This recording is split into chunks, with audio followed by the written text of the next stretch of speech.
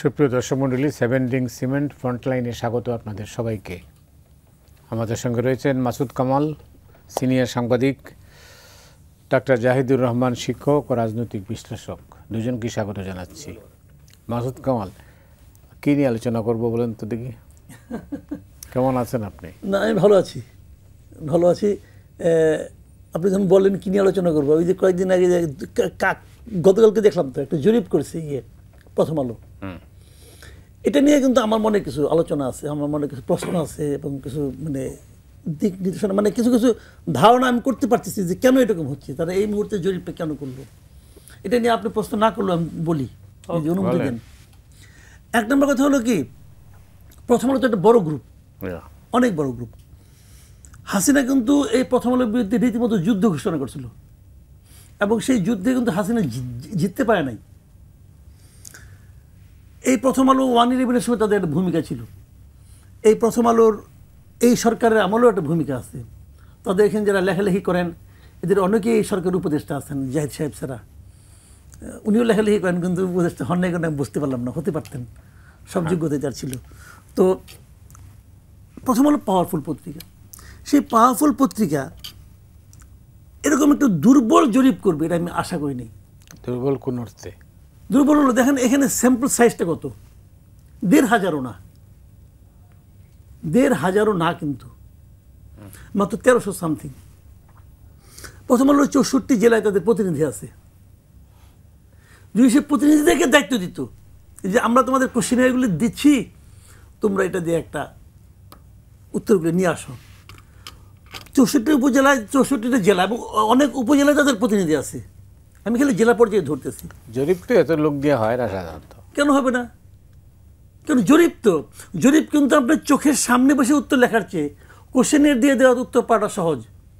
তাই চোখের সামনে দিলে হয় কি, সে একটু ইতস্তত করে আমি কি লিখতেছি না লিখতেছি। আপনি কোশ্চেনের দিয়ে দিলেন, বলে আগামীকাল তুমি আমার পূরণ করে দিও এটা। এরকম যদি আমি নিজে অনেক কন্ট্যাক্ট করছি, আমি জানি। তো এখন 64 জেলার প্রত্যেক জেলায় যদি বলা হয় তুমি 500 কোশ্চেনে তুমি উত্তর দিবা, 1 মাস ধরে তুমি সময় নাও, আপনার 32,000 স্যাম্পল হইতো। এত বড় স্যাম্পল খুব কমই হয় হতো। কিন্তু তারা করলো কি, একটা নাম না জানা প্রতিষ্ঠানকে দিল, দিয়া এবং সেটা কনফিউজিং। যেমন আমি একটা উদাহরণ দিই বলি আপনাকে। এক জায়গায় বলা হয়েছে এই সরকারের উপরে কত % লোক সন্তুষ্ট, আংশিক সন্তুষ্ট, কিছুটা সন্তুষ্ট, খুবই অসন্তুষ্ট। তো খুবই অসন্তুষ্ট হলো কত %? 3.2%। আচ্ছা, আওয়ামী লীগের যে লোকগুলি, ধরেন আওয়ামী লীগের লোকগুলি খারাপ, খুব খারাপ, সেই খারাপ লোকগুলি ধান্দাবাজি করতো, চুরিচামারি করতো, লুটপাট করতো, মাস্তানি করতো, করে তারা দেশের মধ্যে তারা বহাল তবিতে ছিল। এখন এই সরকারের কারণে ওরা এটা করতে পারছে না। তারা কি এই যে এত বড় সুযোগ থেকে সরকার তাদের বঞ্চিত করছে, তারা সরকারের উপরে খুবই অসন্তুষ্ট না? 3% হয় কেমন করে ভাই? কেমন করে হয়? এটা তো অবিশ্বাস্য হিসাব একটা। আমার কাছে হিসাবেই মিলে না। কাজে আমার কাছে মনে হয়েছে কি এই জরিপটা মোটেই ভালো কোনো জরিপ হয় নাই। প্রথম আলো চেষ্টা করতেছে এটাই পাবলিকলি খাওয়ানোর জন্য। তারা অংশ করে কালকে একটা অংশ, তারপর একটা অংশ, একটা আল্লাহ রিপোর্ট করতেছে। এত বড় একটা পত্রিকা যখন রিপোর্ট করতে থাকে, একটার পর একটা সিরিজ অফ রিপোর্টস করতেছে তারা। হয়তো তারা করবে, এবং তারা আরেকটা কথা বলছে, তারা এই জরিপটা চালিয়েছে যারা পত্রপত্রিকা, সংবাদপত্র পড়ে অনলাইনে অথবা হার্ড কপিতে, এবং যারা ভোট দিবে তারা এই 3টা ক্রাইটেরিয়া নিচ্ছে। তো ভোট দেবে কেন এটা আমি আলোচনা যাচ্ছি না, কিন্তু যারা সংবাদপত্র পড়ে এবং অনলাইনে পড়ে, তো তাহলে তো আপনার স্যাম্পলিংটা তো খুব অল্প জায়গায় হচ্ছে। কিন্তু তো সেখানেও আমার কাছে হিসাবটা ভাই গ্রহণযোগ্য মনে হয় নাই। তারপরে কিছু কিছু ক্ষেত্রে ভালো আছে। আমি মনে করি প্রথম আলোর এই ব্যাপারে জরিপের রেজাল্ট নিয়ে আমার কোনো বক্তব্য নাই। আমার বক্তব্যটা হলো যে আমার কাছে এটা বিশ্বাসযোগ্য মনে হয় নাই। এবং 2 নম্বর হলো, ওনাদের উচিত ছিল ওনাদের নিজস্ব লোক বল দিয়া আরও বড় একটা জরিপ করার সুযোগ এখনও আছে, ওনাদের করা উচিত। ধন্যবাদ আপনাকে। সাবজেক্টটা আসলে জরিপ ছিল না, কিন্তু মাসুদ করিম এটাই হট সাবজেক্ট, যেহেতু এই জন্য নিয়ে আসছেন। জি, তো আপনি কীভাবে দেখেন? আচ্ছা, আমি প্রাথমিকভাবে যেটুকু বলবো সেটা হলো জরিপের স্যাম্পলিং নিয়ে, স্যাম্পল সাইজ কত হবে না হবে এটা নিয়ে ডিবেট বাংলাদেশে দেখি অনিবার্যভাবেই হয়। কিছুদিন আগে 10,000 স্যাম্পল সাইজ নিয়ে যখন হয়েছে, সেটা নিয়েও এই একই রকম প্রশ্ন হয়েছে। আমি কয়েকটা জিনিস একটু খুব সিরিয়াসলি বুঝি। আমরা ধরুন আমরা এই স্টাডির মেথোডোলজি সম্পর্কে ধরে নিলাম আমাদের কোনো ধারণা নেই। তো প্রথম আলোর মতো প্রতিষ্ঠান এতটা স্টুপিডিটি করার কথা না যে এই স্যাম্পল সাইজ জনগণের অপিনিয়ন রিফ্লেক্ট করে না। ওনাদের নিশ্চয়ই যে প্রতিষ্ঠান করেছে তাদের মেথোডোলজি আছে, তারা কিভাবে স্যাম্পল সিলেক্ট করেছেন না করেছেন সব কিছু নিয়ে, এবং এটা যদি জরিপের একটা বিজ্ঞান আছে, যদি সমর্থন না করে প্রথম আলোয় সংখ্যা সহ পাবলিশ করে দিলাম, যদি কমনলি দূর থেকে একজন লেম্যানের মতো প্রশ্ন করি, প্রথম আলোতে কি একজন লোকও নাই যে একটা ভুল স্যাম্পল সাইজের জরিপকে সে এত বড় করে প্রমোট করছে? হওয়ার কথা না। আমি এইভাবে বুঝতে চাই আর কি। আমি তো সোশ্যাল সায়েন্স পড়িনি, সো এই স্টাডিগুলোর মেথোডোলজি নিয়ে আমার আসলে কোনো ধারণা নেই। আমি দূর থেকে জাস্ট এমনি কমনলি বলছি। এবার প্রাথমিক প্রশ্ন, আমার কাছে মনে হয় এটা সম্পূর্ণই সিস্টেম্যাটিকলি মেথোডোলজিক্যালি করা হয়েছে আমি মনে করি, এবং এটা পারসেপশন দেওয়ার স্কোপ আছে। কিন্তু আমার প্রশ্ন অন্য জায়গায় আসলে। ধরুন যখন 10,000 নিয়ে হয়েছে, এর আগে 10,000, 15,000 এরকম কয়েকটা প্রতিষ্ঠান, ব্রেইন ইনোভেশন এরা করেছে, বিআইজিডি, ব্র্যাকের এনারা করছেন, বিরাট বড় সাইজ দিয়ে আরও, সেখানেও নানান রিফ্লেকশন এসছে। সেটা কি সঠিক আসলে? আচ্ছা, এখানে একটা কথা একটু জরুরি, যেটা মাসুদ কামাল ভাই বললেন, এটা সর্বস্তরের মানুষের না, এটা প্রথম আলো জানিয়ে দিয়েছে। এটা 18 থেকে 55 বছর বয়স পড়তে পারে, অনলাইন অথবা অফলাইনে পত্রিকা পড়ছে, এই ধরনের মানুষ তারা এখানে ইনক্লুড করেছেন, তাদের রিফ্লেকশন অফ অপিনিয়ন। একেবারে নিরক্ষর মানুষ, একেবারে প্রান্তিক মানুষ, একেবারে ভাসমান মানুষ এর মধ্যে নেই। সুতরাং এটা যে জাতীয়ভাবে একেবারে যে কি হতে যাচ্ছে সেটার রিফ্লেকশন তা না, রাদার আমরা এইভাবে বলবো এটা শিক্ষিত মানুষের, যিনি পত্রিকা পড়ছেন, পড়তে পারেন, শিক্ষিত মানুষের একটা অপিনিয়ন। এটা একটু মাথায় রাখতে হবে। তার মানে আমরা যদি এই জরিপের ফল সঠিক হয়, আমি যদি বলছি, কারণ বাংলাদেশের জরিপ নিয়ে আমার আসলেই প্রশ্ন আছে ভিন্ন কারণে। ধরুন 50,000কে নিয়ে বহুদিন ধরে একটা করা হলো, 1 লাখকে নিয়ে করা হলো, ধরলাম। আমি প্রায় বলছি কথাটা, 24 সালের নির্বাচনের আগে ভারতের যতগুলো জরিপ হয়েছে, শুধু আগেরগুলো না, এক্সিট পোল, একদম উইকিপিডিয়ার একটা পেজ আছে, যে কেউ দেখতে পারেন। কংগ্রেসের নেতৃত্বাধীন ইন্ডিয়া জোট 234টা সিট পেয়েছিল গত নির্বাচনে। 25-26টা জরিপ আছে, বিভিন্ন প্রতিষ্ঠিত মিডিয়া, পত্রিকা তারা করিয়েছে এগুলো। কংগ্রেসকে 120, 125, 130, 150 পর্যন্ত সিট দিয়েছে। 100-র নিচে 92-93 সিট দিয়েছে এমন জরিপও আছে। মানে এই 20-25টা জরিপ, এক্সিট পোলও একই কথা বলছে। এখন ভারতে ওরা কি এটা কারসাজি করেছে? ওদের কি প্রসিডিউরাল ভুল ছিল? ভারতের তো দীর্ঘকালীন একটা ঐতিহ্য আছে নির্বাচন এবং জরিপের। 234, খেয়াল করি, প্রায় অর্ধেকের মতো সিট দিচ্ছিল সব জরিপে জনগণ। একজন ব্যক্তির কথা আমার মনে পড়ে, অবাক হতাম যে উনি কোনো জরিপ করেননি। ওনার নাম হচ্ছে পারাকাল্লা প্রভাকর। উনি অর্থনীতিবিদ এবং ভারতের অর্থমন্ত্রী নির্মলা সীতারামনের হাজব্যান্ড, এবং উনি ভয়ঙ্কর বিজেপি বিরোধী মানুষ। মজাটা হচ্ছে এই জায়গায়, ওনার স্ত্রী অর্থমন্ত্রী, কিন্তু উনি প্রেডিক্ট করছিলেন। এর বাইরে আমরা দেখলাম না। ইভেন এই যে কি পিকে প্রশান্ত কিশোর, সেও আটারলি ভুল হয়েছে গত ইলেকশনের প্রেডিকশনে। তাহলে সে কিন্তু সিস্টেম্যাটিকলি জরিপ করে। তো এখন আমার ইন্টারপ্রিটেশন হচ্ছে, আমরা এই অঞ্চলের মানুষ অন্যান্য ক্ষেত্রে যাই বলি না কেন, ধরুন এটা তো একটা গোপন ব্যাপার, এই গোপন ব্যাপারেও সম্ভবত আমরা সঠিক তথ্য দেই না, এটা হলো আমার ধারণা। আমি কাকে ভোট দিতে চাই না চাই এগুলো ঠিক মতন। আর প্রথম আলো ইনফ্যাক্ট কাকে ভোট দিবেন সেই জরিপ এখন পর্যন্ত আমরা পাইনি। এই জরিপ মূলত কে জিততে পারে, ইটস দ্য পারসেপশন, সম্ভাবনা কার দেখছেন বলে, এই জায়গাগুলো তো আমরা সঠিক তথ্য দেই বলে মনে হয় না আমার। আর আমরা আরেকটা কথা একটু বলে রাখা দরকার, সেটা হলো এই প্রথমবারের মতো আমরা একটা ফেয়ার ইলেকশন এবং সাথে জরিপ নিয়ে কথাবার্তা বলছি। আমাদের সর্বশেষ ফেয়ার ইলেকশন যদি 8 সাল আমরা ধরি, তখনও জরিপের এত চল আসলে আসে নাই। তো আমরা জরিপ কেমন, ফল কেমন, আমরা আস্তে আস্তে আসলে এইগুলোর অ্যাকচুয়াল ডেটা মিলিয়ে আমরা ভবিষ্যতে আর একটু এডুকেটেড হতে পারবো বলে আমার মনে হয়। তো এটা হলো আমার ওভারঅল অপিনিয়ন আর কি এটা নিয়ে। অনেক ধন্যবাদ। তো একটু বলে রাখা ভালো, মানে জামাত আর বিএনপি 3-4% গ্যাপ, আমার কাছে just perception, I may be wrong, আমার কাছে মনে হয়েছে এটা আমার বা কমন পারসেপশন যেটা আছে সেটার কাছাকাছি। এটার যে রেজাল্ট, মানে জেতার ক্ষেত্রে যে পারসেপশনের কথা বলা হচ্ছে, কত পার্সেন্ট জিততে পারে এরকম। ধন্যবাদ। যাই হোক, নির্বাচন সামনে রেখে বাংলাদেশের রাজনীতিতে নানা মেরুকরণ হচ্ছে, নিশ্চয়ই লক্ষ্য করছেন আপনি। তো মানে কোন দিকে যাচ্ছি আমরা? মেরুকরণ আলটিমেটলি খুব বেশি একটা ভালো হবে না কেন? মেরুকরণটা খুব ভালো হতো, মেরুকরণটা অনেক ইন্টারেস্টিং হতো। আমরা এটা দীর্ঘ সময় আলোচনা করতে পারতাম, আপনি টকশো করার সময় দীর্ঘদিন সাবজেক্ট পাইতেন।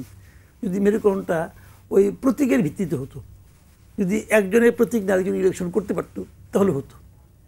এখন সবাই তো আর আমাদের ওই বাংলাদেশ এলডিপি সেলিম সাহেব হবেন না, যে দলবল নিয়ে বিএনপিতে জয়েন করে, মানে প্রত্যেকের লোভে জয়েন করে বলেছে।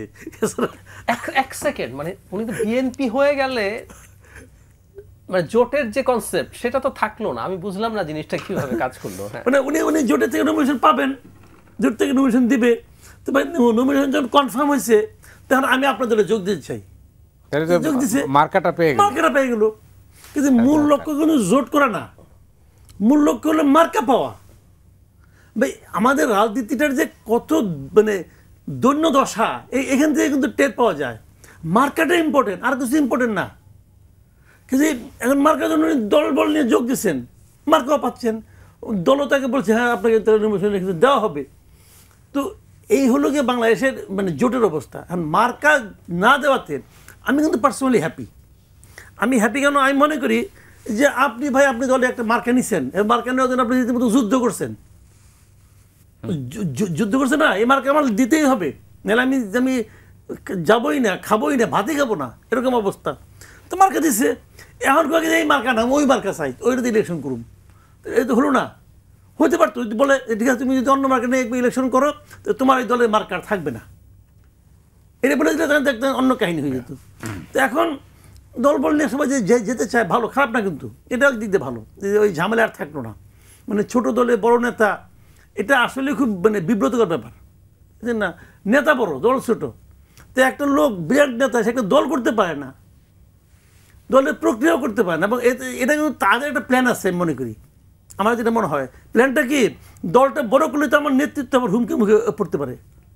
দল যত ছোট থাকবে তত দীর্ঘদিন আমি মানে একক নেতা হিসেবে থাকবো। যেমন রাশেদ খান মেনন, আমরা যখন ছাত্র ছিলাম, আপনাদের খেয়াল, আপনি তো তখন তো অনেক বড় সাংবাদিক, আমরা যখন ছাত্র ছিলাম তখন থেকে রাশেদ খান মেনন দলের চেয়ারম্যান। উনি আছেন, উনি অমর অক্ষয় অবস্থায় আছেন। তো এগুলি তো মানে আসলে মানে দলের বিকাশ ঘটে না এতে। দলের মধ্যে একটা সিস্টেম থাকা তো উচিত। এবং সেই কারণে যেটা হয় যে আপনার যে প্রতীক যখন নাই, যখন একক প্রতীক সে পাচ্ছে না, তখন মেরুকরণ আর খুব একটা জমবে না, আমার হয় জমবে না। তো তাহলে রাজনীতি তাহলে কি এক জায়গায় তো থেকে থাকছে না। এখন যেটা হবে কি, ধরেন আপনার আওয়ামী লীগ নাই, আওয়ামী লীগ তো নাই ইলেকশন, এটা তো এখন মোটামুটি ক্লিয়ার। তা যদি আওয়ামী লীগ না থাকে, ওদিকে অনেক জায়গাতেই বিএনপি মানে অনেকটা ওয়াক ওভার পাওয়ার মতো হয়ে যাবে। হয়তো তখন বিএনপির একজন বিদ্রোহী প্রার্থী দাঁড়াতে পারে। মানে আমি আপনার কয়েকটা বললি, আপনি যেমন ধরেন আমার বাড়ি হলো ময়মনসিং, পুরো বৃহত্তর ময়মনসিংহে বিএনপি একচেটি আসবে। বৃহত্তর ময়মনসিংহে জামাতের খুব ভালো অবস্থান নাই, বৃহত্তর বরিশালেও খুব ভালো অবস্থায় নাই, বৃহত্তর ঢাকাতেও কোনো ভালো অবস্থা খুব একটা নাই। এই তিনটা বৃহত্তর জামাত হাতে দিতে পারবে না খুব বেশি একটা, পারলেও দু একটা ছিটে ফোটা হয়তো ব্যক্তিগত কারণে চলে আসবে। আবার ওইদিকে ভালো রাজশাহী, তারপরে রংপুর, ওই এলাকায় সাতক্ষীরা তো খুবই ভালো জামাত, তো তারা ওইদিকে ভালো কাজও করতেছে। এমনকি বগুড়াতেও জামাত অবস্থা কিন্তু ভালো। বগুড়ার খবর আমি রাখি, বগুড়া যদিও তারেক রহমানের নিজের বাড়ি, ওখানে 7টা না কটা আসন আছে, ওখানে জামাত অনেক ভালো করবে, এটা আমার ধারণা, যতটা আমি খবর পেয়েছি আর কি। তো জামাত অগ্রসর হচ্ছে এবং জামাত চেষ্টা করতেছে যে আওয়ামী লীগের ভোটগুলি তারা যদি পায় তাহলে তাদের হয়তো টার্গেট ওরকমই, 200 আসন তারা রাখবে, 100 দিয়ে দেবে শরিকদের, এই বিভাগগুলোতে 100 দিয়ে দেবে শরিকদেরকে, আর নিজেরা 200 রাখবে, 200 থেকে তারা 180টার মতো টার্গেট করবে। এবং 180টা টার্গেট করলে তাদের হিসাব নিকাশ যেরকম, বিশেষ করে মেয়েদের মধ্যে জামাত অসাধারণ কাজ করছে। বাংলাদেশে নারী ভোটারদেরকে এর আগে কখনো গুরুত্বই দেওয়া হয় নাই। সবাই ধরে নিছে গৃহকর্তাকে আমি হাত করতে পারছি, অতএব এই ফ্যামিলির সব ভোট পাবো। কিন্তু এইবার কিন্তু ওই জিনিস হবে না। নারী ভোটারদের মধ্যে আমি যতটুকু জানি, ওই সমস্ত এলাকায় এক একটা বাড়িতে জামাতের লোকজন একবার তো গেছি, এমন কোনো বাড়ি নাই যেখানে তারা টাচ করে নাই। হ্যাঁ, একাধিকবারও গেছে, মেয়েদের কাছেও গেছে। তো এটা একটা ওনাদের একটা মানে আমি মনে করি এর ফল, এই পরিশ্রমের কিছু না কিছু ফল তো আসবেই। বিএনপির জন্য অত সহজ হবে না, যত সহজ ভাবা হচ্ছে। বিএনপিও তাই বলছে, ইলেকশনটা হবে খুবই চ্যালেঞ্জিং, সহজ হবে না। না জাহিদ, এখন পরিস্থিতিটা যেটা কি বললেন, গল্পচ্ছলেই বলেছেন যেটা আর কি মাসুদ কামাল, পরিস্থিতিটা কিন্তু যে নির্বাচন নিয়ে আমরা স্বপ্ন দেখছি সেই স্বপ্ন কি আমরা ওই নির্বাচনের মধ্যে দিয়ে আমরা বাস্তবায়ন করতে পারবো বলে আপনার মনে হয়? সন্দেহ আছে, আমরা যদি একটু পোস্ট আপরাইজিং এক্সপেরিয়েন্সগুলো দেখি, মানে আমরা মধ্যপ্রাচ্যের সাথে তুলনা করব, মানে আমরা প্রায় বলি না যে আমরা কেন পারছি না, কেন হচ্ছে না, মানে একটা দেশে যখন লম্বা সময় একটা স্বৈরাচারী শাসন থাকে সে প্রত্যেকটা সিস্টেমকে নষ্ট করে, ভেঙে ফেলে, ফলে নির্বাচন হওয়ার পরও ওই দেশকে রান করা খুব সহজ হয়ে ওঠে না। আরব স্প্রিংয়ের 3টা দেশে গৃহযুদ্ধ শুরু হয়ে গিয়েছিল, সাকসেসফুলি হয়নি। 2টো দেশে রেজিমকে ফেলে দেয়া গেছে, মিশর এবং তিউনিসিয়া, যেটা শুরু হলো সেখানে। তিউনিসিয়ার জার্নিটা আমাদের সাথে মেলে, এই সংস্কার, ওরা তো আমরা পারি না, ওরা নতুন সংবিধান লিখে, ওরা লোয়ার হাউসে পিআর-টিআরও করেছে যাওয়ার যেমন চায়, সংবিধান লিখিত তারা নোবেল প্রাইজও পেয়েছে। জি, ওই যে আলোচনার জন্য যে হ্যাঁ ডায়লগ কোয়ার্ট্রেট নোবেল পুরস্কার পেয়েছিল। তো পরে হতে হতে একটা পর্যায়ে ওই যে স্টেটের অর্গানগুলো ঠিকমতো কাজ করছে না, এবং শক্তিশালী সরকার যখন তৈরি হয় না, ওদের তো যেহেতু লোয়ার মানে ওদের মানে পার্লামেন্টেই পিআর, তো একক সংখ্যাগরিষ্ঠতা কেউ পায় নাই। ওখানে একটা ইসলামপন্থী দল ছিল, তো সেই দল 37% আমি ভুল না হলে ভোট পায়, সো সিটও পেয়েছে, সো অন্যদের সাথে কোয়ালিশন করে টরেছে, ঠিকমতো যখন পারতে পারেনি। আমি লাস্ট অংশটায় আসি, ইজিপ্টে তো মিলিটারি চলে এসছে, আর তিউনিসিয়াতে এখন কায়েস সাইদ যে প্রেসিডেন্ট আছেন, উনি ওই যে প্রেসিডেন্ট প্রধানমন্ত্রীর ক্ষমতার ভারসাম্য করা হয়েছিল, আমরা অনেকে মনে করি না কনস্টিটিউশনে লিখে ফেললেই হয়ে যাবে, এসব উড়িয়ে টুড়িয়ে দিয়ে উনি আবার একচ্ছত্র ক্ষমতার প্রেসিডেন্ট হওয়ার পথে এগিয়ে যাচ্ছেন। সো আমাদের নির্বাচনের পরও কিন্তু সিরিয়াস চ্যালেঞ্জ আছে যদি আমরা একটা শক্তিশালী সরকার ঠিকমতো না পাই। নির্বাচনের আগে কোনো চ্যালেঞ্জ আছে? নিশ্চয়ই আছে। সেটা হচ্ছে আমাদের আইনশৃঙ্খলা বাহিনী আসলে নির্বাচনটা কতটা ম্যানেজ করতে পারবে, এই প্রশ্নগুলো আছে আসলে। কারণ আমরা খুব ছোটোখাটো ব্যাপারেও পুলিশের সামনে যেসব আইনশৃঙ্খলার ব্যত্যয় হচ্ছে, সেখানে পুলিশের যে ধরনের অ্যাকশন আমরা এক্সপেক্ট করি সেগুলো নিতে পারছে না। 300 সিটে যখন নির্বাচন হবে, দল পরস্পরের মধ্যে, বিএনপি এবং জামাতের মধ্যে দলগতভাবেই কিন্তু এক ধরনের টেনশন শুরু হয়ে গেছে। আবার একটা দেখতে হবে যে বিএনপির কী পরিমাণ স্বতন্ত্র মাঠে আছে, বিএনপির স্বতন্ত্র প্রার্থীরা কত সংখ্যায় মাঠে থাকবে, সেটাও ইনফ্যাক্ট একটা ত্রিমুখী সংঘাতের পরিস্থিতি তৈরি হতে পারে। আমি আসলেই সন্দিহান যে কতটা আমাদের সরকার, বা তখন তো নির্বাচন কমিশন তখন ড্রাইভার সিটে থাকবে, তারা পারবে। একটা জিনিস খেয়াল করতে হবে, সেটা হলো যখন তফসিল হয়ে যাবে, এরপর যখন বিশেষ করে ক্যাম্পেইন শুরু হচ্ছে, সেই সময় যেখানে যেখানে আচরণবিধি লঙ্ঘিত হচ্ছে, যেখানে আইনশৃঙ্খলার অবস্থায় সমস্যা হচ্ছে, সেখানে খুব টাফ অবস্থান নিতে হবে। আর একটা কথা বলে রাখা ভালো, আপনার এখানেও আমরা আলোচনা করেছি, মানে অস্ত্র উদ্ধার করার চেষ্টা প্রায় নির্বাচনের আগে এটা ঘোষণা দিয়ে ভালোভাবে করা হয়, আমাদেরকে দেখানো হয়। এবার এটা আরও জরুরি ছিল, কারণ থানা লুট হয়েছে, আর থানা লুট না হলেও বিভিন্ন দিক থেকে অস্ত্র আসতেই পারে। সুতরাং এই ব্যাপারে যে সরকার খুবই সিরিয়াস আছে, এগুলো আরেকটু ভিজিবল করা দরকার। এই একটা জায়গায় বড় চ্যালেঞ্জ আছে বলে আমার মনে হয়। ধন্যবাদ। মাসুদ কামাল, আপনি বলছেন যে আওয়ামী লীগ নেই, কিন্তু আওয়ামী লীগের তো সামনে একটা সুযোগ আছে। সুযোগটা হচ্ছে এরকম, যে সমস্ত আওয়ামী লীগের ক্লিন ইমেজে যারা আওয়ামী লীগ, তারা নির্বাচন করতে পারবেন, সেটা স্বতন্ত্র হিসাবে, যাদের বিরুদ্ধে কোনো মামলা নেই, তারা পারবেন। এটাই এই ঢাকা দিল্লি এই যে সাম্প্রতিক বিভিন্ন সময়ে যে আলাপ আলোচনা হয়েছে, তাতে কিন্তু এই বিষয়টা মোটামুটি স্থির হয়েছে যে আওয়ামী লীগ দলগতভাবে পারবে না, কিন্তু স্বতন্ত্র হিসাবে জয়েন করতে পারবে নির্বাচনে। আপনি এটা যদি হয় না, এটা হলে এতে একটা দৃশ্য হবে। এটা যদি হয় তাহলেও হতে পারবে কিনা আমার একটু সন্দেহ আছে। আমার সন্দেহ আছে, ধরেন একজন লোক আওয়ামী লীগের ক্লিন ইমেজের লোক, সে যদি ইলেকশন করে তাহলে সে হয়তো কিছু আওয়ামী লীগে ভোট পাবে। এই ভোটগুলি যারা আশা করছিলেন, ধরেন জামাত অথবা অন্য বিএনপি, যারা যদি কেউ আশা করেন যে এই ভোটগুলি আমার পাওয়ার কথা ছিল, সেই ভোটগুলি সে নিয়ে নিচ্ছে, তখন তারা হয়তো ওই সময় মব হতে পারে। নানা ধরেন উনি রাস্তায় বেরোলেন ভোটের জন্য, ওনাকে হেনস্থা করার একটা চেষ্টা হতে পারে, এটা আমার ধারণা আর কি। কারণ ওইখানে হেনস্থাগুলো তো বাংলাদেশে এখন একটা মোটামুটি একটা কালচার হয়ে গেছে। যদি রাস্তাঘাটে কেউ কাউকে চট থাপড় মারে, তার কোনো বিচার হয় না, তো তাই না? ওটা হতে পারে। কিন্তু তো এটা যদি হয়, তাহলে সেই লোকগুলি কীভাবে ইলেকশন করবে, এটা একটা বিষয়। নির্বাচনে আরেকটা ইকুয়েশনের কথা আমরা কেউ বলতেছি না, ওটাও একটা বড় ইকুয়েশন হবে, আর ফ্যাক্টর হবে। সেটা হলো আপনার জাতীয় পার্টি। যদি জাতীয় পার্টি ইলেকশন করে, তাহলে সেটা কিন্তু আবার জামাতের জন্য বেশ একটা মানে আপনার আশাভঙ্গের কারণ হতে পারে। যদি জাতীয় পার্টি ইলেকশন করতে পারবে, যদি মানে শেষ পর্যন্ত পারবে হয়তো বা, আমি জানি না। আবার জাতীয় পার্টি তো দুইটা, একটা হলো জাতীয় পার্টি, একটা হলো সরকারি জাতীয় পার্টি। সবসময় এই জাতীয় পার্টি কিন্তু একটা সরকারি পার্ট থাকে আর কি। ওইটা আবার জোট করছে, ওটা আবার জোট করছে, হ্যাঁ ওটা আবার জোট করছে আরেক সরকারি পার্টির সঙ্গে। উনি তো আওয়ামী লীগের মন্ত্রীও ছিলেন, আনোয়ার হোসেন মঞ্জু সাহেব।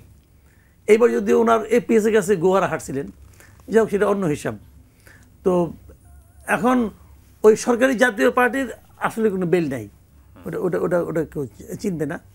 আর এই জাতীয় পার্টি যেটা আছে, এরা যদি ইলেকশন করতে পারে এবং যদি ব্যালটে লাঙ্গল মার্কাটা থাকে, তাহলে আমার কিন্তু ধারণা জামাতের জন্য একটা হতাশাজনক মানে বিষয় ঘটবে এই কারণে আমরা তো জানি যে এই জাতীয় পার্টিকে অনেক সময় আমরা আঞ্চলিক দলও কিন্তু বলি। রংপুর এলাকা তাদের বেশ, রংপুর গাইবান্ধা এই এলাকাগুলিতে তাদের কিন্তু বেশ ভালো একটা অবস্থান আছে, এখনও আছে। এবং নানা government, Awami League government, BNP নানা রকম মানে তৃণমূল পর্যায়ে বিএনপি চাঁদাবাজি এই সমস্ত ঘটনার প্রেক্ষিতে ওই এলাকায় আমি যতটুকু খবর পেয়েছি আর কি, জাতীয় পার্টির প্রতি মানুষের একটা মানে ইমোশন কাজ করে। তারা মনে করে এটা তাদের পার্টি, ওখানে তাদের ছেলে ওখানে ছিল। তো সেই বিচারে এখন ওই আসনগুলি তো জামাত খুবই আশাবাদী তারা। এখন ওইখানে কিন্তু একটা জামাতের জন্য আশাভঙ্গের কারণ হতে পারে। সে কারণে জাতীয় পার্টিও কিন্তু এই আপনার নির্বাচনী সমীকরণে যে আলোচনা আপনারা করছি আমরা আজকে, এই নির্বাচনী সমীকরণে কিন্তু একটা ভালো ভূমিকা জাতীয় পার্টি রাখবে, এটা হলো আমার ধারণা আর কি। না এসবই ঠিক আছে, কিন্তু প্রশ্নটা হচ্ছে যে মানে নির্বাচন, একটা দেশে নির্বাচন হতে যাচ্ছে, সেটা দেশের জন্য ভালো না খারাপ? এই নির্বাচনটা দেশের জন্য খুব ভালো কিছু আনবে না। কেন আনবে না আমি বলি আপনাকে, তবে বর্তমানে যা চলছে তার চেয়ে ভালো হবে। এখন সবচেয়ে বড় সমস্যাটা কি, আপনি ভালো করছেন কি মন্দ করছেন এটা বিচারের আগে প্রশ্ন হলো আপনাদের কোনো জবাবদিহিতা নাই, যার যা ইচ্ছে বলে দিচ্ছে। একজন লোক শুরুতে একটা কথা বলছিল, এই যে ব্রিগেডিয়ার শাখাওয়াত সাহেব শুরুতে এক কথা বলছিল, বলে নিয়ে তো হইচই মুখে পড়ে গেল। এতদিন চুপচাপ ছিল, ছোটোখাটো মন্ত্রণালয় নিয়ে চুপচাপ তার কাজ করে গেছে, কী করছে না করছে জানি না, অনেক কিছু শুনি, যাক সেগুলো আর বলতে চাই না। শেষে এসে বলতেছে আমাদের কোনো নির্বাচনের কোনো ম্যান্ডেট নাই। এটা দেখলাম যে কালকে বলবো। একটা ছোট্ট একটু আমি এই সেকেন্ড একটা জিনিস যোগ করে ফেলি, মানে আমাদের মিডিয়ার একটা চমৎকার স্টাডি হতে পারে এই হেডলাইনটা দিয়ে। আমি প্রায় সবাই এটা হেডলাইন করেছে, আমিও কৌতূহলবশত পড়তে গেলাম। আমরা আসলে ওনাকে ব্লেম করতে পারি না, উনি এই বাক্যটার পরে বলেছেন কিন্তু আমরা নিজেরাই এতদিনের মধ্যে নির্বাচনের জন্য আমরা ডেট করেছি, নির্বাচন করতে যাচ্ছি। মানে আমরা যখন আসি তখন আমাদের কেউ ম্যান্ডেট দেয় না এতদিনের মধ্যে করতে হবে, এটাই সবাই পিক করলো। পরের বাক্যটাই হচ্ছে এটা যে আমরা তারপরও নির্বাচন এর মধ্যে করতে যাচ্ছি, নির্বাচন শেষ করব। আচ্ছা তাহলে তো আমিও হেডলাইন দেখে ঢুকেছিলাম এবং সবাই এটাকে হেডলাইন হিসেবে পিক এখন করেছে। মানে এই কথাগুলো আমি বললাম কেন, যে এখনকার সবচেয়ে বড় সমস্যাটা হলো এদের কোনো জবাবদিহিতা নাই। এদের যা যা ইচ্ছে বলতেছে। আপনার প্রেস সেক্রেটারি একজন পলিটিক্যাল লিডারের মতো লাভ করে, মানে জামাত নির্বাচন করতে পারবে, ওনার দায়িত্বটা কি? উনি হলো চিফ অ্যাডভাইজারের প্রেস সেক্রেটারি, ওনার কিন্তু এর বাইরে কোনো দায়িত্ব নেই। ওনাকে এই জন্যই বেতন দেওয়া হয়, উনি তো বেতনভোগী কর্মচারী রাষ্ট্রের একজন, আমার আপনার টাকা দিয়ে তাকে বেতন দেওয়া হয়। তার দায়িত্ব হলো ওর মধ্যে থাকা, এর বাইরে সে যাওয়া তার উচিত না, এবং সে যায়, এই জন্য তার চাকরি যাওয়া উচিত। যখন সে যায়, সে বিরাট জ্ঞানী মানুষ, সে বলে দেয় যে জাতীয় পার্টির নির্বাচন করতে কোনো অসুবিধা নাই, জাতীয় পার্টি চাইলে করবে, কিন্তু তারা যেটা করেছে না করেছে, আরে বাবা কিন্তু তারা যেটা করেছে না করেছে জনগণ দেখবে, এটা আপনার দেখার ব্যাপার না, আপনি চাকরিটা করেন না ঠিক একমতো। তো এইগুলি ঠিক না, কিন্তু যা হোক তারপরেও আমি বলি এদের যেহেতু কোনো জবাবদিহিতা নাই, কেউ করে কোনো প্রশ্ন করে না, যার যা ইচ্ছা করতেছে, মানে এটা নিয়ে জনগণ বলতেছে ওনাদের কিন্তু হেলদোল নাই, চলছে। আরেকজন লোক সে বলতেছে আমি ইলেকশন করবো, আমি এনে ভোটার হবো, বলতেছে সেগুলো, কেউ কিন্তু তারা বলে না কিন্তু। তো এখন এই সরকারের কোনো জবাবদিহিতা নাই। একটা গভর্নমেন্ট যখন আসবে, পলিটিক্যালি ইলেক্টেড হয়ে যখন আসবে, তাদের একটা জবাবদিহিতা মিনিমাম থাকবে। সেই জবাবদিহিতা তারা মানবে কি মানবে না, কতটুকু অনার করবে, সেটা তাদের ব্যাপার, না মানলে আগামীবার তাদেরকে আমি আর চাইবো না, কিন্তু একটা জবাবদিহিতাও থাকবে। তার পার্লামেন্ট আছে, পার্লামেন্টের কাছে সে জবাবদিহি করবে কিছু কাছে, তো ওই জিনিসটা আমরা পাবো। কিন্তু ওইটা পাওয়া মানে কিন্তু সব পাওয়া না। ওই ইলেকশনটা কীরকম হবে, আমার তো মনে হয় ইলেকশন মোটে, যদিও ইউনূস সাহেব বলে সবসময় বলেন ইতিহাসের শ্রেষ্ঠ নির্বাচন সে উপহার দিবে, তো আমার মনে হয় না যে উনি দিতে পারবেন, কারণ এই নির্বাচনে অনেক এই ঝামেলা হবে। এই নির্বাচনে আমি খুব একটা আশাবাদী না যে নির্বাচন খুব ভালো নির্বাচন হবে, আমার কাছে সেটা মনে হয় না। ধন্যবাদ। তিউনিসিয়ার কথা আপনি বলছিলেন, আর মাসুদ করিম একটা দুর্বল সরকারেরও আশা করেন তিনি। তিউনিসিয়ার বিপ্লবের পরে কিন্তু একটা উইক গভর্নমেন্ট, মানে দুর্বল গণতন্ত্র পেয়েছে। তো আপনি কি আবার তিউনিসিয়ার মতো আমরা এই চিত্রটা, চেহারাটা সামনে আসতেছে? আমার কাছে মনে হয় না। না, আমার মনে হয় আমরা ভিন্ন একটা জায়গায় আছি। কেন বলছি? আমরা কোথায় আছি? মানে তিউনিসিয়াতে মানে ওই সরকারের প্রধান দল ছিল আল-নাহাদা নামে একটা দল, যারা আসলে এক ধরনের ইসলামিস্ট। ওই যে মিশরের যে মুসলিম ব্রাদারহুড বা আমাদের জামাতও কিন্তু ঘুরে ফিরে ওই একই টাইপের দল। তো তারা যেহেতু সংখ্যাগরিষ্ঠতাই পায়নি, এই যে আমরা কেউ কেউ বলছি না যে লোয়ার হাউসে জামাত বলছে, এসব হয়। আমি সরি, মাসুদ কামাল ভাইয়ের সাথে আমার দ্বিমত আছে কোন একটা জায়গায়। ভাইয়া অনেক খবর রাখেন, আমি রাখি না, এবং নির্বাচন খুব সহজ হবে না মনে করছেন। আমি মনে করি 151 পাওয়া বিএনপির জন্য কোনো রকম কোনো ন্যূনতম চ্যালেঞ্জই হবে না। আপনি এখন 2/3 পাবে কিনা, একসময় 250-র কথা ছিল, সেটা আরেক আলোচনা। মানে 151 সিম্পল মেজরিটি, আমি মনে করি সিম্পল মেজরিটি হলে একটা শক্তিশালী সরকার গঠিত হয়ে যাবে। সে শুধুমাত্র সংবিধান সংশোধন করতে পারবে না, আর সে মোটামুটি সবই করতে পারবে। সো আমরা একটা শক্তিশালী গভর্নমেন্ট পাবো, কিন্তু আমাদের চ্যালেঞ্জটা অন্য জায়গায়। সেটা বলি আমি, যদি সরকারটা মানুষকে সুশাসন দিতে না পারে, দুর্নীতি দমন করতে না পারে, অর্থনীতি ভালো করতে না পারে এবং চাকরির সংস্থান করতে না পারে। আমাদের যাবতীয় সংকটের মূল কিন্তু চাকরি। এই কোটা ব্যাপারটা কি ছিল আসলে? বেকার স্টুডেন্টরা দেখে আমি তো চাকরি পাই না। আমি কনফার্ম করতে পারি লোকজনের যদি চাকরি ভালো থাকতো, অর্থনীতি ভালো থাকতো, তাহলে 24 এই জায়গায় হয়তো যেত না। এটা নিয়ে আমার একটা ছোট্ট হাইপোথেসিস আছে, আমি বলে ফেলি। 2018 সালে নিরাপদ সড়ক নিয়ে মানুষ রাস্তায় নেমে গিয়েছিল না? শেষ দিকে স্কুলের বাচ্চাদেরকে হেলমেট বাহিনী পিটিয়েছে, আমি মাঠে নেমে রাস্তা থেকে দেখেছি। আচ্ছা, ওইটার প্রতিক্রিয়া তো মানুষ দলে দলে নেমে যায় নাই। ঢাকা ভার্সিটিতে পেটালো যেদিন 15 তারিখ রাজাকার মারলো, 16 জুলাই মারলো, মানুষ রাস্তায় নেমে গেল। ওদের পেটানোর চাইতে বাচ্চাদেরকে পেটানো আরো টাফ ব্যাপার না? আমাদের ওইসব ছবি আছে এখনো, স্কুলের বাচ্চাদেরকে পেটানো হয়েছে, কিন্তু আমরা তখনও দল বেঁধে নেমে যাইনি। ওইটাও কিন্তু কোনো পলিটিক্যাল মুভমেন্ট ছিল না। এইসব মুভমেন্ট এভাবেই কেউ নেমে যায়, নামি নাই বলে আমার একটা আন্ডারস্ট্যান্ডিং আছে। সেটা হচ্ছে ইকোনমি তখন এখনকার চাইতে, মানে 24-এর চাইতে মাছ বেটার অবস্থানে ছিল। তো সুতরাং সরকার যদি, ভবিষ্যৎ সরকারের কথা বলছি, দ্রুত অর্থনীতি ভালো করা, সুশাসন ঠিক নিশ্চিত করা, দুর্নীতি কমানো, এগুলো যদি করতে না পারে, তখন কি হয়েছে? অবৈধ সরকার লাগবে না। বৈধ সরকার নেপালে ফেলে দিয়েছে না? নেপালে যে সরকারটা ফেলে দিল, ও তো চুরি করে নির্বাচিত হয় নাই। ইন্দোনেশিয়াতে একই রকম অ্যাটেম্প্ট হয়েছে, শেষ হয় না, কিন্তু মারাত্মক ওয়াইড স্প্রেড মুভমেন্ট হয়েছে। শ্রীলঙ্কার যে সরকারের পতন হয়েছে, ও তো ফেয়ার একটা নির্বাচনের মাধ্যমে গোতাবায়া রাজাপাকসে জিতেছিল। তার মানে বাংলাদেশেও এই জেনজিরা আবার নেমে যাবে, এবং শেখ হাসিনার বুলেট টুলেটের মুখে দাঁড়িয়ে যখন একটা সরকার ফেলে দিতে পারছে, ও 10% বলও তো আপনি প্রয়োগ করতে পারবেন না। সুতরাং সরকারের চ্যালেঞ্জ আসলে ওই জায়গায় আসবে, এবং ওটা যখন করবে, বিরোধী দল এটা হুমড়ি খেয়ে এই সুযোগটা লুফে নেবে। তাহলে কি দুর্বল গণতন্ত্র আসবে? এটা না, আমি মনে করি শক্তিশালী সরকারই আসবে, কিন্তু সরকারকে সার্ভ করতে পারতে হবে। সরকার যদি মোটা দাগে সার্ভ করতে না পারে, ওই সরকার টিকে থাকা কঠিন, এবং একটা অস্থিরতার মধ্যে আমরা ঢুকবো। অনেক ধন্যবাদ আপনাকে। দর্শক, আমরা বিরতিতে যাচ্ছি, ফিরছি খুব তাড়াতাড়ি, আমাদের সঙ্গেই থাকুন।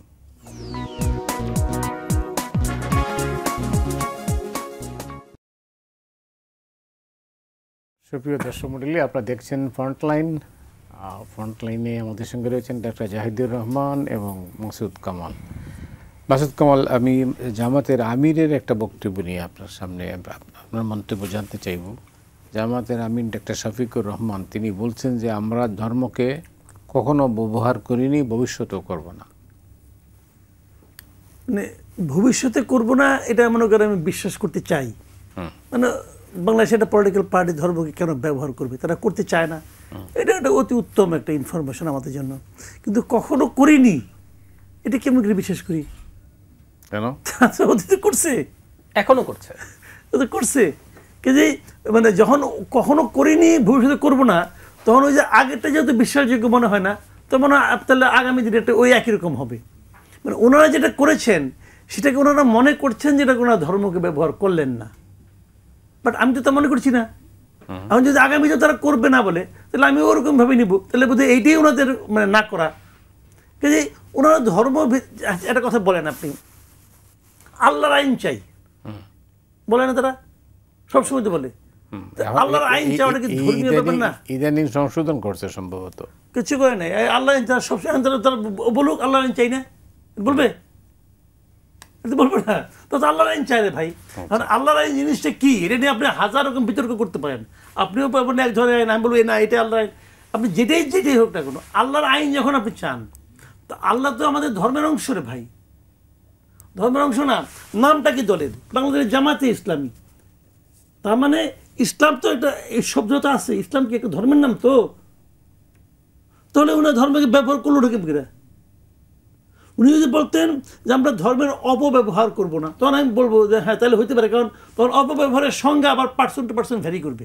আচ্ছা, আমি যেটাকে বলবো অপব্যবহার, উনি বললেন না অপব্যবহার না, কিন্তু ধর্মগত না দলের নামের মধ্যে আছে।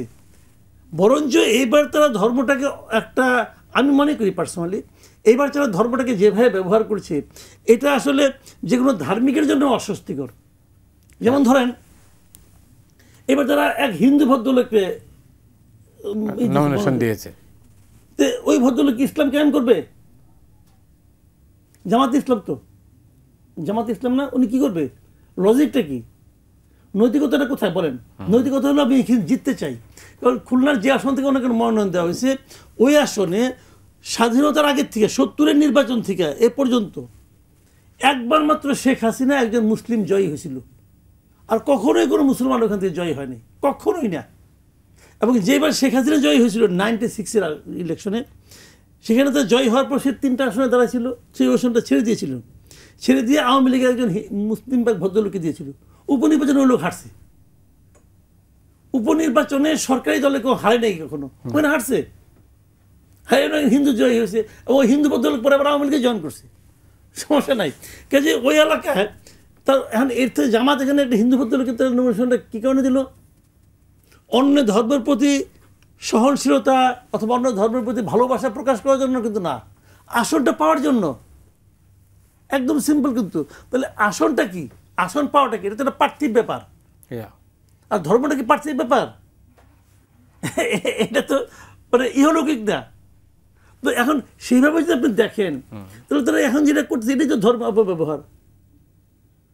ওই হিন্দু ভদ্রলোককে জামায়াতে, বাংলাদেশ জামায়াতে ইসলামী যখন নমিনেশন দেয়, তখন বাংলাদেশ জামায়াতে ইসলাম তার ধর্মকে কেন্দ্র করে রাজনীতি সে ব্যবহার করলো।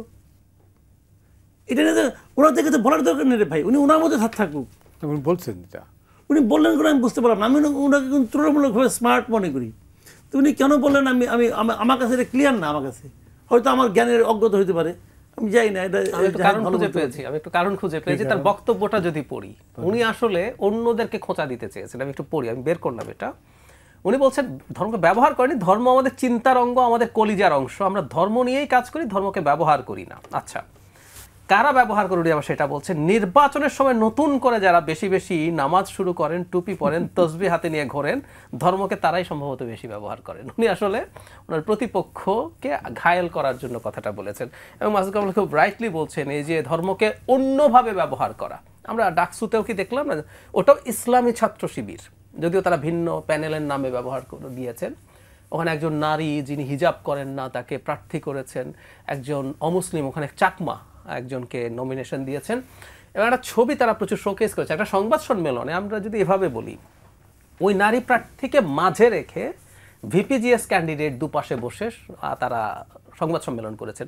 তো উনি তো একজন সম্পাদক, ভিপিজিএস ছাড়াও তো আরও অন্যান্য গুরুত্বপূর্ণ পদ আছে, তাকে মাঝে বসাতে হবে কেন? সো এটাও ধর্মের একটা ব্যবহার আমি মনে করি।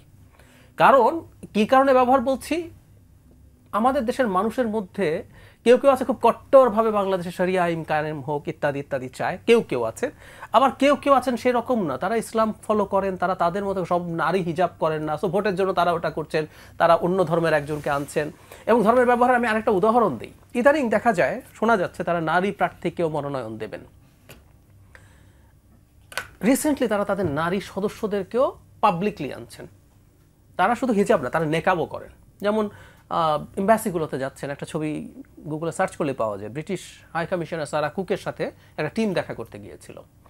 আমি জামাতের একজনকে প্রশ্ন করেছিলাম এটা, সেটা হচ্ছে আচ্ছা নারীদের এভাবে বিভিন্ন এম্বাসিতে যাওয়া বা রাস্তায় তারা নামছেন, এটা কি ইসলামে জায়েজ? এখন উনি বলছেন, একটা শোতে অন রেকর্ড জিজ্ঞেস করেছি, উনি বলছেন হ্যাঁ জায়েজ। যদি জায়েজ হয় তাহলে আপনারা এতদিন নেন নাই কেন তাদেরকে? আর যদি জায়েজ না হয় তাহলে এখন নিচ্ছেন কেন? জামায়াতে ইসলামী আসলে ইসলামকে নানাভাবে তারাই সবচেয়ে বেশি ব্যবহার করছে, এবং তাদের ব্যবহারটা অন্যায় বেশি। কারণ হচ্ছে তারা ইসলামের কথা বলেন, এই যে ভাইয়া বললেন না যে শরিয়া আইনের কথা, আমার সাথে সাথে বসে জামায়াতে ইসলামীর নেতা ইলেকশন করবেন, তারা বলছেন শরিয়া কায়েম করব। আবার জনাব তাহেরকে কোট করছেন শ্রীরাধা দত্ত ভারতে, যে উনি এসে দেখা করেছেন, উনি বলেছেন আমরা শরিয়া কায়েম করব না। প্রতিবাদ করেছে জামাত? করে নাই তো। সো ধর্মের কত রকম এবং কত ব্যবহার হতে পারে। তাদের একজন ক্যান্ডিডেট বলেন নাই উনি নির্বাচন করছেন, এবং একজন বিখ্যাত বা কুখ্যাত ওয়াজকারী আপনি বলতে পারেন, সারাক্ষণ মিথ্যা কথা বলেন বলে তার সম্পর্কে কথাবার্তা আছে। একটা পর্যায়ে নিজে বলেছেন দল তাকে সতর্ক করেছে। তো উনি বলেছেন যে আপনি যদি জামাতকে ভোট দেন তাহলে 18 কোটি মানুষের নামাজের সওয়াব পাওয়া যাবে। বেহেশত টিকিট তো তারা হরহামেশাই বিক্রি টিক্রি করছেন। তো সুতরাং ধর্মের ব্যবহার তাদের চাইতে বেশি আসলে আর কখনো কেউ করে নাই। আর উনি অন্যটা যেটা বলেছেন এটাও ভুল না। আমি এটা আবার একটু স্বীকৃতি দিতে চাই। নির্বাচন সামনে রেখে আমাদের অন্তত একজনের কথা খুব ড্রাস্টিকলি মনে পড়ছে আমার, তখন আমরা একটু বুঝছি বা পলিটিক্স ফলো করি।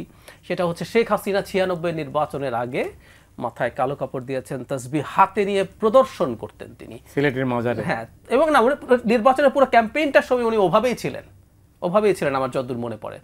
আবার অন্যদের মধ্যে এই প্রবণতা আছে, নির্বাচনের সময় টুপি পরা, মসজিদে যাওয়া, এগুলো একটু বেড়ে যায়। এই ব্যবহারটা টু সাম এক্সটেন্ট আছে। ধন্যবাদ। পিআইবির ডক্টর ইফতেখারুজ্জামান বলছেন যে প্রতিটি আইন প্রণয়নের ক্ষেত্রে অন্তর্বর্তী সরকার গোপনীয়তার আশ্রয় নিয়েছে। তার এই অবজারভেশনটা কেন? আসলে এই অবজারভেশনটা কিন্তু একদম আপনি অর্থহীন বলতে পারবেন না। কেন? মানে এই সরকারের মধ্যে না কেমন যেন একটা ব্যাপার স্যাপার কাজ করে, যে তারা অনেক কিছুই করতে চায়। অনেক, যেমন ধরেন একটা উদাহরণ দেবো আপনাকে, ওনারা একটা পোর্ট দিয়ে দিচ্ছেন 32 বছরের জন্য, 22 বছরের জন্য।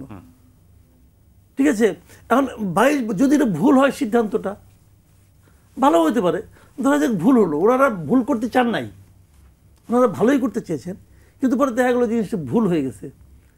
আমি কাকে প্রশ্ন করব? এই একজন নাগরিক হিসেবে আমি প্রশ্ন করার জন্য ওনাকে পাবো না। এই লোকটা, ওনাদের উচিত ছিল কি, যে আমরা এমন কোনো কাজ করব না যে কাজের একটা দীর্ঘমেয়াদী একটা প্রতিক্রিয়া অথবা ক্রিয়া প্রতিক্রিয়া হতে পারে।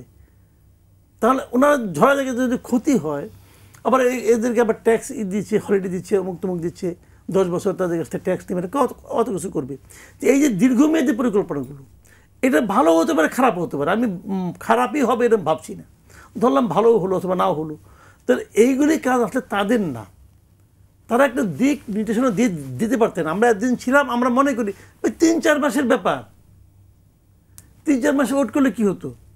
দেখেন সরকারের তো একটা প্রকিউরমেন্ট ল আছে না, ওনারা কি সেটা ফলো করছে? তাও তো করেন নাই। এটা যদি কোনো পলিটিক্যাল গভর্নমেন্ট করতো, আমরা কিন্তু বলতাম যে আপনার শরীরে কেটে করতেছেন, তো আপনি তো এক্সপার্ট।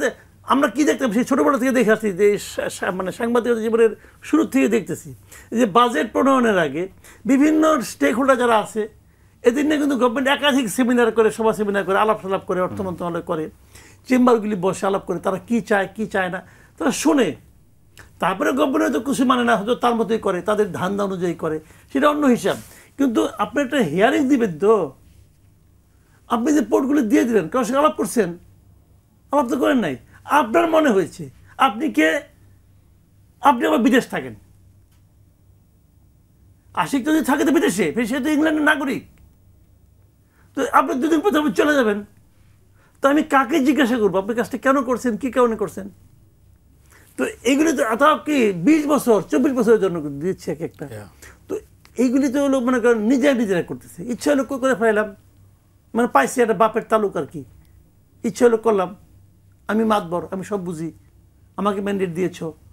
কে তার ম্যান্ডেট দিছে? প্রেস সেক্রেটারি বলে আমরা সব কিছু করার ম্যান্ডেট আছে, আমাদের আছে। দেশ থেকে ম্যান্ডেট আছে কিনা এটা আগে দেখতে বলেন। 3 মাস পরে তাকে দেশ থেকে ম্যান্ডেট দেওয়া হবে কিনা এটা আগে তাকে খুঁজে বাই করতে বলেন। এত সহজ দুনিয়াটা না। তো এগুলি বলে তো লাভ নেই, তারা এগুলি করতেছে চুপে চাপে ইচ্ছে হলো আমি করে ফেলাম। আর প্রেসিডেন্ট একটা পাইছে, একটা অথর্ব প্রেসিডেন্ট, যা পাঠায় সাইন করে দেয়, যা পাঠায় সাইন করে দেয়। তারও তো উচিত সাইন করার ছাড়া তো রাস্তা নাই। কেন রাস্তা নাই? সে ওটা অন্তপক্ষে 7 দিন তো আটকে রাখতে পারে। প্রেসিডেন্টের হাতে কোনো ক্ষমতাই দেন না। সে 7 দিন তো সিটিজেনকে আটকে রাখতে পারে। পারে না? পারে নাকি? সে বলে আগে সে বলে দেয় আমার সাইন পাঠানো হয়ে গেছে, নিয়ে যাও। সে তো বলতে পারে এটা। তারা বেজ্জতি করতেছে, সে বেঁচে সাহায্য করে, সে মাঝে মাঝে একটা পত্র লেখে, লাভ লেটার লেখে, এটা হচ্ছে যে আমার ছবিগুলো তোমরা নামিয়ে ফেললে আমি আপনি কি যেটা দুঃখ বলছেন পেয়েছি। এটা খুব ঝুঁকি তৈরি করবে। আপনি তো বলবেন না, আপনার বন্ধু মানুষ। যাই হোক, anyway, আবার যান আরেকটা আমরা ব্রেকিং কিছু পাই, দেখা যাক। না জাহিদ, যেটা বলা হলো যে ইফতেখারুজ্জামান যে কথাটা বলছেন, এটা আমরা লক্ষ্য করেছি যে কোনো চুক্তিতেই তারা কি করেন নাই আর কি, বিশেষ করে সব কিছুই গোপনীয়তার সঙ্গে হয়েছে। যেমন ধরুন কিছু কিছু চুক্তিতে একটা পার্ট থাকে নন ডিসক্লোজার, আমরা ধরে নিলাম, সেটা সরিয়ে বাকিগুলো হতে পারত। আচ্ছা, তারও আগে ভাই যেটা বললেন, ধরেন উনি করবেন, উনি মনে করছেন ভালো, কেন না করা একেবারেই সঠিক ছিল আমি মনে করি। কারণ ওই যে ধরার না, ধরেন বিএনপি ক্ষমতায় যদি যায় তারা যদি করে, জামাত ক্ষমতায় যদি যায় তারা যদি করে, তারা যদি এটা খারাপ হয় ওটা কিন্তু মাসুলও দিবে, মানুষ ওকে ভোট দিবে না, সো এনাদের কোনো মাসুল নেই। কিন্তু ন্যূনতম একটা কাজকে উনি করতে পারতেন না, এই যে প্রধান দলগুলোর একজন করে ডেকে কারোর সাথে আলোচনা করে তাদেরকে একটু ব্রিফ করতেন যে আমরা আসলে এই করছি, এবং তাদেরকে নন ডিসক্লোজার গুলো দেখালেন যে আমরা আসলে এটা করছি। তাহলে এক ধরনের প্রতিনিধিত্ব থাকতো, মানুষ বুঝতে পারতো যে না এই ব্যাপারগুলো তারা আছে এবং তারা কনভিন্সড। এইটুকু কাজ উনি করেন নাই। কোনো পলিটিক্যাল গভর্নমেন্ট তো বাতিলও করতে পারবে না। না, এই যে আদানির চুক্তি এত শক্তিশালী হয়েছে, এটা কেউ আর বাতিল করতে পারছে? কোনোদিন পারবে না। এবং এটা বাতিল করতে গেলে আপনাকে যে পরিমাণ ক্ষয়ক্ষতির মধ্য দিয়ে যেতে হবে, এটা দেখা গেল তার চেয়ে রাখাই বেটার হবে। তো একই রকম, এই যে আমরা নন ডিসক্লোজারের কারণে জানি না কি হতে যাচ্ছে, ভালো আবার হয়তো পাল্টা যুক্তিও আছে। এটা হচ্ছে এরকম যে আমাদের পলিটিক্যাল সরকারগুলো অনেক সময় দেশের জন্য ভালো কিন্তু আনপ্রেজেন্ট সিদ্ধান্ত নিতে পারে না। পলিটিক্যাল সরকারের উপরে ব্যবসায়ীদের চাপ থাকে, নানান ভেস্টেড ইন্টারেস্ট গ্রুপের, পোর্টকে কেন্দ্র করে নানা রকম ব্যবসা এবং ধান্দাবাজি আছে। সো আমি আবারও বলছি, এটা ভালো যদি হয়ও ওইটুকু করলে, একটু সবাইকে ডাকা, ডেকে একটু কথা বলে তাদেরকে ব্রিফ করে তাদেরকে কনভিন্স করা, তারা দল হিসেবে বের হয়ে আসে বলতেন যে আমরা দেখেছি, ইটস ওকে, আমরা যেই ক্ষমতায় আসি আমাদের সমস্যা হবে না, এটা দেশের জন্য ভালো হবে। সো জনগণের এক ধরনের প্রতিনিধিত্ব হিসেবে তারা যদি করতেন তাহলে জিনিসটা ভালো হতো। না, কিন্তু গোড়াতে একটা গলত। আরেকটা জিনিস একটু যোগ করি, ঘটনাচক্রে এই তারিখটা ফেলা হলো হাসিনার রায়ের দিন, কোনো একটা তো শিফট করা যেত, ফলে সন্দেহ আরো বাড়ে। এগুলো আমরা শেখ হাসিনার সময় দেখতাম, সন্দেহ আরো বাড়ে। এই প্রসিডিউরাল প্রবলেমগুলো খুবই খারাপ হয়েছে। না, এটা সত্য, যেটা বলতে হবে, আপনারা তো তার মেয়াদটাও ঠিক করেন নাই, তার কাজেও ঠিক করে দেন নাই। এই একটা সরকার, যে সরকারের কোনো মেয়াদ নেই, হ্যাঁ, মেয়াদবিহীন একটা সরকার, তারপরে আপনি তাকে মানে তার কি কাজ এটাও ডিফাইন করে দিলেন না, তাহলে করবেটা কি? সময় শেষ হয়ে গেছে, সেটাই। মাসুদ কামাল, অনেক ধন্যবাদ আপনাকে। জাহিদ, আপনাকেও অনেক ধন্যবাদ। দর্শক, আজকের মতো এখানে বিদায় নিচ্ছি, আগামীকাল আবার দেখা হবে।